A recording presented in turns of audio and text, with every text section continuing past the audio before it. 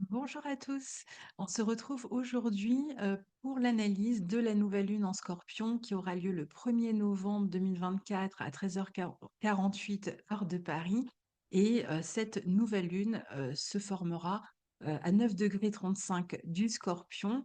Donc évidemment, si vous avez des planètes, un ascendant, un milieu du ciel, un nœud lunaire ou autre sur 9 degrés du Scorpion, alors entre même 5 et 14 degrés du Scorpion, eh bien, vous serez particulièrement concerné par cette nouvelle lune. Alors, avant de commencer, je vous rappelle que ça y est, le calendrier 2025 que nous avons créé pour la 5e année avec Guillaume Cosnier est en vente sur mon site. Vous avez le lien en barre de description si vous souhaitez le commander. Ça soutient notre travail, tout ce qu'on vous propose gratuitement toute l'année. Donc, c'est toujours à la fois un partage pour nous, hein, parce que c'est un calendrier qui fait plus de 200 pages. C'est un calendrier numérique, entièrement cliquable, hein, donc vous pouvez même le mettre sur le téléphone. Ça fonctionne presque comme une application. Vous cliquez sur le jour et vous avez le transit du jour avec notre analyse. Donc, vous n'avez pas besoin de connaître l'astrologie pour lire ce calendrier. C'est vraiment au jour le jour. Vous aurez juste la mention, par exemple, Vénus sextile Uranus, et puis ensuite on aura notre interprétation de ce transit. Donc c'est un calendrier qui comprend tous les transits de l'année, tous les passages importants planétaires qu'on va avoir cette année dans les signes, puisque toutes les planètes lentes vont changer de signe cette année. C'est une grosse année. Le changement des nœuds lunaires est analysé aussi, toutes les nouvelles et pleines lunes de l'année, la lune noire, etc., etc. Donc un calendrier très complet. Donc ça, c'est la première chose. Et la deuxième chose, eh bien, c'est la formation que nous proposons avec Guillaume Cosnier. Donc la troisième session va démarrer au mois d'avril 2025. Les places sont ouvertes, donc si vous voulez vous inscrire, c'est tout de suite. Enfin, vous pouvez tout de suite le faire en tout cas, et nous envoyer à l'adresse écoletemamundi@gmail.com. Vous l'avez aussi dans la barre de description sous la vidéo pour avoir les renseignements, les tarifs, etc. C'est un cours en live, hein, on n'est pas nombreux à faire ça, en live, donc tous les dimanches, une fois par semaine, avec beaucoup de pratiques, de la théorie, mais aussi beaucoup de pratiques, d'exercices ensemble. On a vraiment à cœur que ceux qui souhaitent se professionnaliser puissent le faire. Donc, on n'est pas avare de partage de documents et d'exercices et des connaissances qu'on peut avoir. On souhaite vraiment les partager au maximum. Donc, si vous êtes intéressé, il y a une adresse dédiée, hein, celle que je viens de vous donner, elle est dans la barre de description, donc dédiée à l'école, et on vous enverra une vidéo et les programmes aussi qui vous donneront vraiment toutes les informations sur cette formation. Donc, on démarre avec cette nouvelle lune en Scorpion. Alors, les principales personnes qui vont être touchées par cette nouvelle lune, eh bien, ce seront les natifs de la croix fixe, c'est-à-dire le Scorpion, les Taureaux, le Lion et le Verseau en priorité. Mais je dirais que dans une certaine mesure, ou même dans une grande mesure, la fin du troisième décan du Capricorne et du Cancer seront très certainement touchés. Je vais vous montrer ça sur la carte dans une minute. Alors la nouvelle lune, elle forme comme aspect principal ici un trigone à Saturne. Et donc les 2 mètres du Scorpion, donc c'est une nouvelle lune en Scorpion. Donc on va chercher où se trouvent les planètes qui maîtrisent le Scorpion. Il se trouve qu'ici, ce sont Mars et Pluton. Donc Mars, l'ancien maître du Scorpion, et Pluton, le maître que l'on utilise couramment dans l'astrologie moderne, et que ces deux planètes eh bien, sont en opposition sur la fin du Cancer pour Mars et du Capricorne pour Pluton, d'où le fait que les Cancers et les Capricornes seront très certainement aussi, eux, touchés fortement par cette nouvelle lune. Donc, ici, la nouvelle lune qui est principalement pardon, au trigone de Saturne, comme je vous le disais, et les 2 maîtres, hein, Mars et Pluton, qui s'apprêtent à quitter les signes dans lesquels ils se trouvent. Mais avant ça, ils forment cette opposition. Donc, il y a une importance particulière puisque ces 2 planètes se retrouveront en opposition, mais après, ce sera sur l'axe Verseau-Lion. Et donc ici, elles sont pour la dernière fois en opposition ici. Donc les 2 maîtres s'apprêtant à changer de signe, donc en plus qu'on soit, ici, en automne, dans ce signe automnal du Scorpion, signe fixe, signe d'eau, mais signe fixe. On est au cœur de l'automne, dans une phase, de l'année au niveau des saisons où les arbres perdent leurs feuilles, se dénudent et le fait que Mars-Pluton, oppose, bah, ces 2 planètes, hein, sur le point de changer de signe, laisse aussi, présager, comme, d'une branche morte d'une certaine manière, la fin d'un ancien monde, sachant que cet ancien monde sera à proportion de chacun, hein. Évidemment, on va pas le vivre exactement de la même manière. Tout dépend, si, vous êtes touché de près, par ces aspects, hein, par ces Mars-Pluton à la fin du Cancer-Capricorne. Donc regardez si vous avez des planètes ou, des points importants, sur la fin de ces 2 signes ou, si vous êtes touché, dans les signes fixes autour de 9 degrés, hein. Donc, c'est vrai que ça va être différent, pour chacun, notamment en termes d'intensité, puisque je ne vous le cache pas, c'est une nouvelle lune extrêmement intense. Donc, cet ancien monde, je vous disais, sera à proportion de chacun, mais, on va en parler, plus, en détail dans une seconde.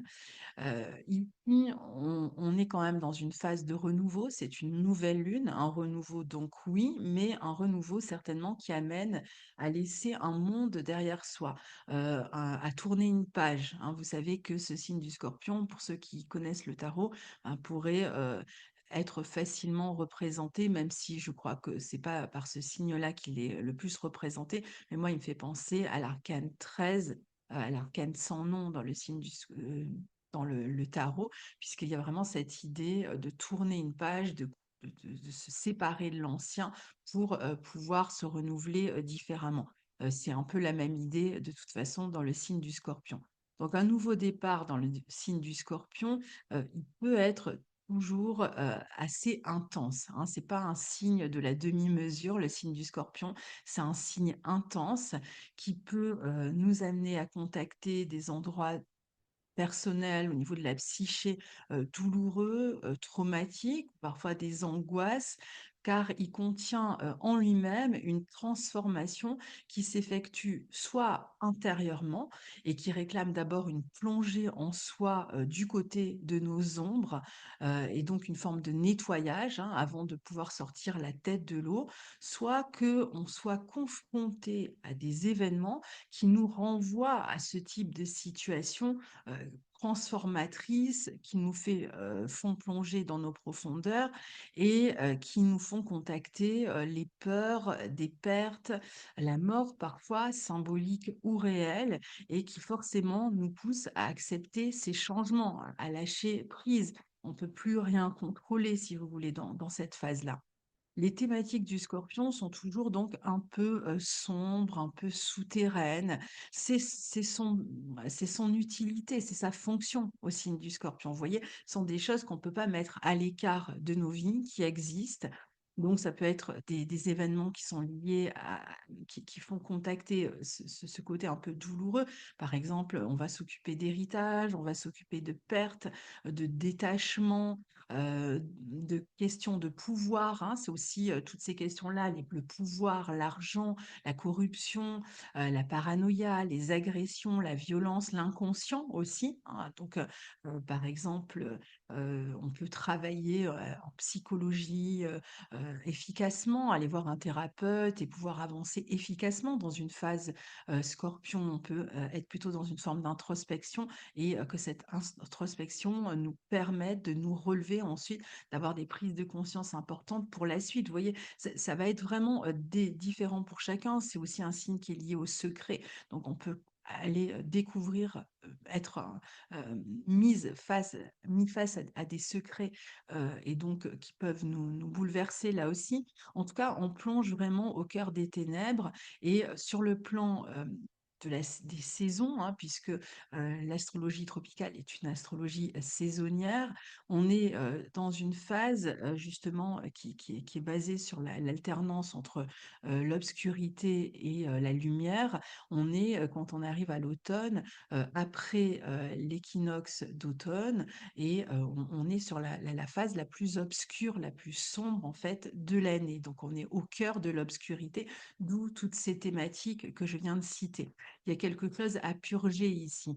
Alors, on peut parier que dans ce cas-là, on sera mis au contact de nos émotions les plus intenses, hein, pour pouvoir ensuite se régénérer, hein, puisque si la nature se dénude dans cette période-là, et tout ça va former de l'humus ensuite, hein, les feuilles vont tomber sur la terre, former de l'humus. Enfin, c'est ce qui nous prépare aussi à une saison prochaine. Mais pendant cette période du Scorpion, eh bien, c'est toujours une période vraiment d'intensité extrêmement forte.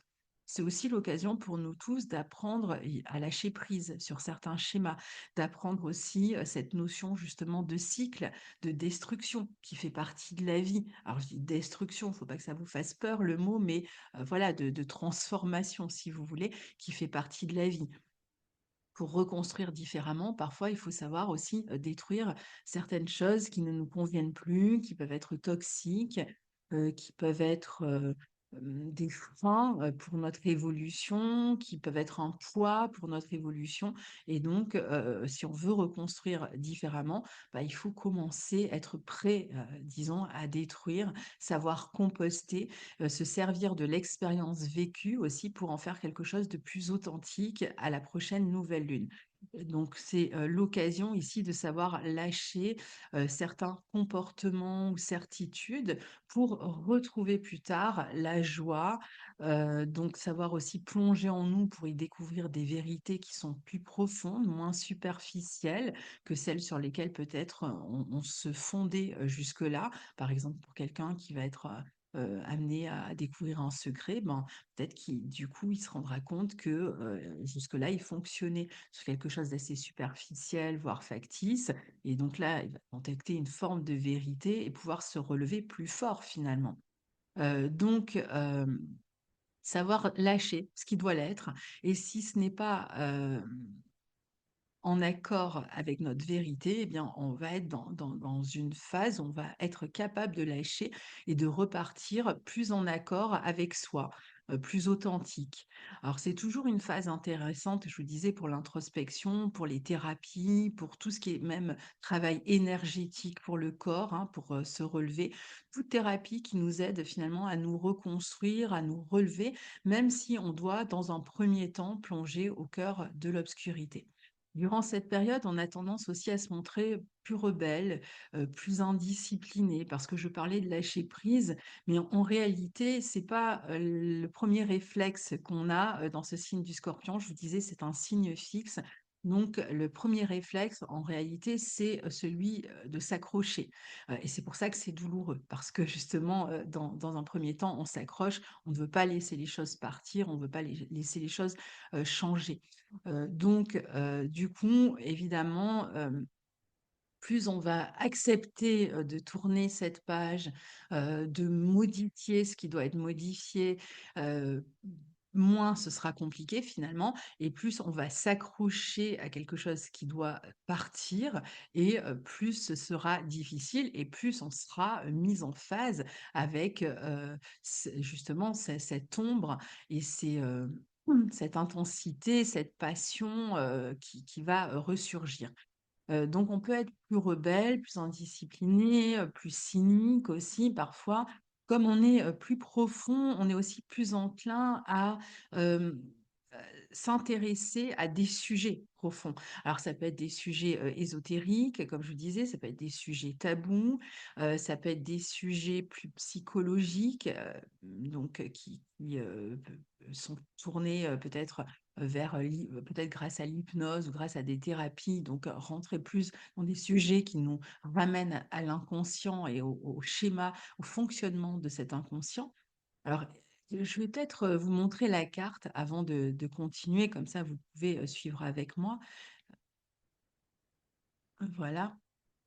Donc vous voyez, vous avez la nouvelle lune ici, hein, qui forme un bel aspect de trigone ici à Saturne.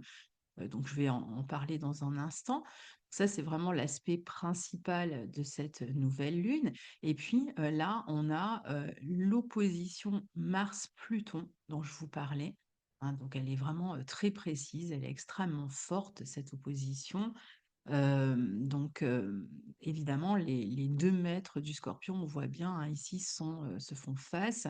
Et puis on a Mercure aussi qui est en Scorpion, qui est intéressant, qui, forme une opposition à Uranus. On a Vénus en Sagittaire qui est opposée à son maître, Jupiter en Gémeaux. Donc on va voir, tout ça. Donc, il est vrai qu'avec le trigone à Saturne, on peut chercher tout de même à apaiser cette psyché. On peut trouver un moyen de calmer ces angoisses, de les peut-être structurer, je vous disais peut-être grâce à une thérapie, trouver un moyen donc de structurer, ces angoisses, ces peurs, de soigner en fonction des événements qu'on rencontre, tout ce qui se passe au niveau de la psyché.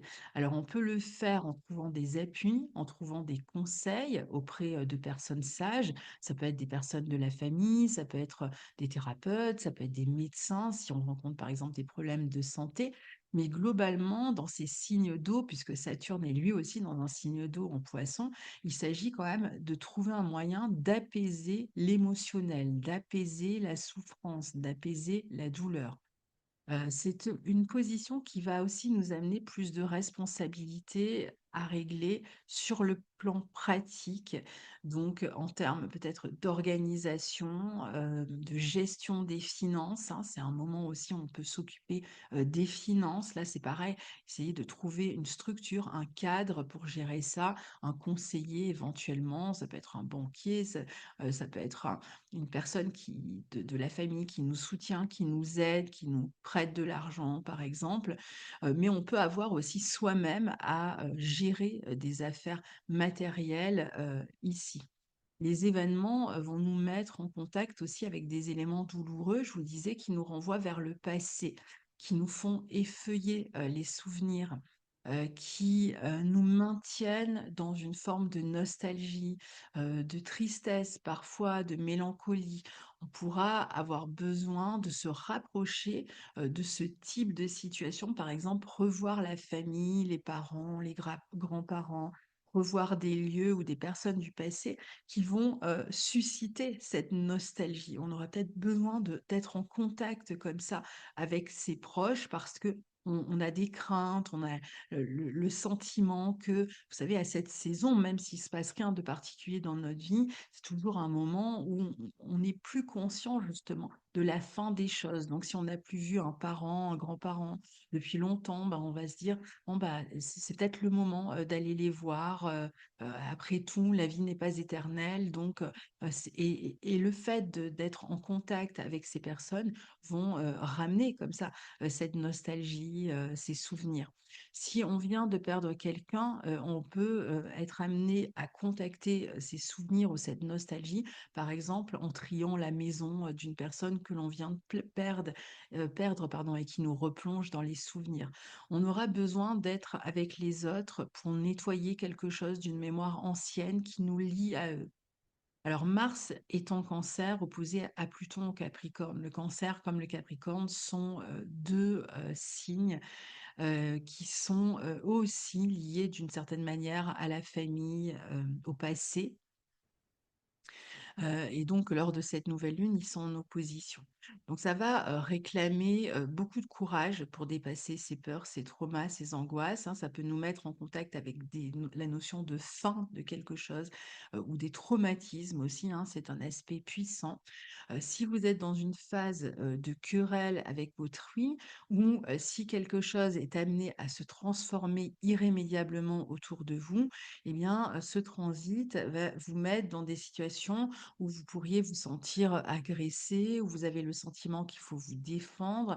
Ça peut être des situations aussi de rapport de force avec autrui, par exemple des questions d'argent sur le plan familial qui amènent pas mal de, par exemple, des manipulations, des rapports de force, des désaccords et donc forcément des conflits. On peut être vraiment face à des personnes aussi parfois qui vont être manipulatrices, qui cachent quelque chose, qui sont secrètes sur leurs actions et qui pour manipuler une situation. D'autres qui vont chercher à nous convaincre, à imposer leurs désirs, parfois de force, ou encore des situations où on se retrouve par exemple en concurrence avec l'autre et où c'est seulement au prix d'une lutte acharnée et épuisante qu'on remporte une victoire. Donc on a tendance quand même à se montrer plus radical et moins conciliant avec des aspects comme cela, il faut le savoir. Cet aspect peut réveiller des querelles, des jalousies, de l'envie. On peut user soi-même de tout ça ou être face à des personnes agressives, manipulatrices, rusées, stratèges aussi, hein, mais qui veulent surtout parvenir à leur fin, hein. Il y a une notion de je veux que mon désir se réalise et je vais l'imposer à l'autre. Alors, on peut être la personne qui agit comme ça ou on peut être face à des personnes qui agissent comme ça. Des personnes qui agissent en douce aussi derrière notre dos, qui ont des désirs inavoués. Alors Mars comme Pluton sont au trigone de Mercure-Scorpion, donc ça peut amener des révélations, hein, surtout qu'on a vu que Mercure est opposé à Uranus, donc on peut découvrir pardon, des secrets comme ça hein, très rapidement ou des motifs inavoués. On peut aussi, avec ces aspects-là, utiliser des tactiques qui sont pas saines hein, pour obtenir une victoire, qui sont pas toujours très morales d'une certaine manière, très éthiques. On peut apprendre aussi des affaires de corruption, alors peut-être plus à une large échelle là, avec Mercure opposé Uranus, où ce sont par exemple des nouvelles qui arrivent très rapidement et qui nous déstabilisent, qui sont à l'origine de ces angoisses ou de tout ce que l'on a développé depuis, le début de l'analyse. Il y a quelque chose de tendu ici, hein, c'est le moins que l'on puisse dire, une forme, je vous disais, de radicalité en tout et on est, à quelques jours des élections, présidentielles américaines, donc on peut imaginer le contexte dans lequel celles-ci, vont se dérouler. En plus, on a une opposition Vénus-Jupiter qui doit nous laisser, nous rendre vigilants, alors à un niveau, mondial sur, les fraudes ou sur les questions de vérité, hein, pas on n'aura pas toujours comme d'habitude, vous allez me dire, la vérité, sur tout, mais c'est vrai qu'à un niveau personnel aussi, hein, la question de la vérité, va se poser. Elle pourra aussi cette opposition être à la source de révélations, pas seulement pour les élections, mais nous concernant à un niveau personnel. On peut être plus capable éventuellement de percevoir l'absence d'honnêteté, puisqu'on est quand même dans ce signe du Scorpion très profond qui va creuser. Donc si on a le sentiment, que quelque chose ne tourne pas rond, que quelqu'un nous cache quelque chose, on va avoir tendance à aller, chercher la vérité et donc parfois découvrir que certaines personnes ne sont pas honnêtes. Oui, ça peut être des révélations qui nous transforment de toute façon de fond en comble, hein. Cette opposition, elle peut ramener aussi une affaire légale, hein, Vénus-Jupiter, l'opposition Vénus-Jupiter, à régler, sur le plan, administratif ou juridique, qui peut être lié à la famille, on l'a vu, hein, aux héritages, à l'argent, aux dettes, aux impôts, remboursements, partage de biens. Ces questions, sur cette période, peuvent être plus intenses. À un niveau personnel, on peut être très déstabilisé, très insécurisé par les événements et on va, pouvoir malgré tout puiser dans nos ressources personnelles pour dominer une situation, pour se défendre. Notamment, l'une des, possibilités pour s'élever ici, ça va être vraiment, de contacter, une forme de spiritualité, si vous en avez une, pour à vous détacher un petit peu de la situation et pour garder la foi, dans la suite. On cherche à résoudre ici un problème de longue date. Pour cela, il va falloir adopter une attitude plus sage, plus structurée. Il sera important de rester maître à bord et donc maître de soi.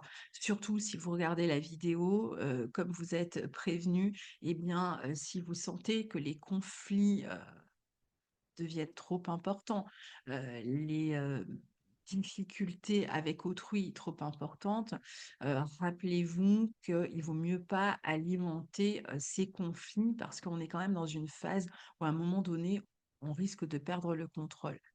Donc enfin, pour terminer, cette nouvelle lune va être très intéressante pour tous ceux qui travaillent dans la créativité et qui pourront mêler passion, intensité, capacité à plonger au cœur d'eux-mêmes, de leur psyché justement, hein, et donc en ramener quelque chose grâce à leur inspiration pour développer des projets qui jouent un peu comme des catharsis non seulement, pour vous, en tant, que, créateur, mais, pour ceux qui reçoivent vos œuvres.